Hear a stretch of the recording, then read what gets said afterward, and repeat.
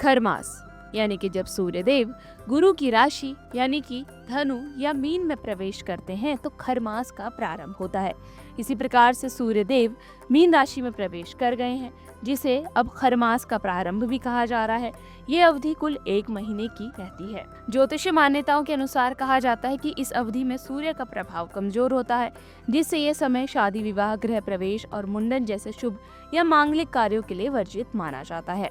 हिंदू पंचांग के अनुसार खरमास 2 बार आता है साल में। पहली बार जब सूर्य धनु राशि में जाते हैं और दूसरी बार जब सूर्य मीन राशि में प्रवेश करते हैं, जो कि मार्च अप्रैल का समय यानी कि यही समय होता है। इस दौरान विवाह, जनेऊ संस्कार, कान छिदवाना, गृह प्रवेश, नए बिजनेस की शुरुआत, 16 संस्कारों में से सभी संस्कार आदि कार्य वर्जित माने जाते हैं।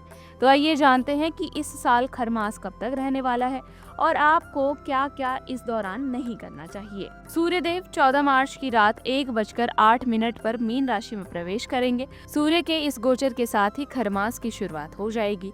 ये अवधि लगभग 1 महीने तक रहेगी और 14 अप्रैल को समाप्त होगी। 14 अप्रैल को जब सूर्यदेव मेष राशि में प्रवेश करेंगे तो उसके साथ ही खरमास का समापन हो जाएगा।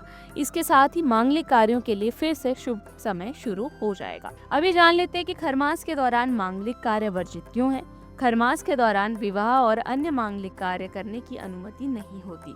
ज्योतिषीय मान्यताओं के अनुसार इस समय किए गए शुभ कार्यों के सफल होने की संभावना बहुत ही कम रहती है, ना के बराबर मानी जाती है। इसलिए परिवारों में शादी, विवाह, सगाई या बड़े संस्कारों को इस अवधि के बाद ही करने की सलाह दी जाती है। अब ये जान लेते हैं कि खरमास में आपको क्या काम नहीं करना चाहिए। खरमास के दौरान विवाह से जुड़े किसी भी प्रकार के आयोजन नहीं करना चाहिए और विवाह से संबंधित किसी भी प्रकार के शुभ कार्य के लिए आपको पहल भी नहीं करनी चाहिए। नया घर या संपत्ति खरीदना भी इस दौरान शुभ नहीं माना जाता। वाहन खरीदने से भी परहेज आपको करना चाहिए। गृह प्रवेश जैसे मांगलिक कार्य इस अवधि में नहीं किए जाते। मुंडन संस्कार और नामकरण जैसे पारंपरिक संस्कार भी इस दौरान टाल दिए जाते हैं। हालांकि खरमास को पूरी तरह अशुभ नहीं माना जाता। धार्मिक दृष्टि से ये समय पूजा पाठ और दान पुण्य के लिए बेहद अच्छा होता है।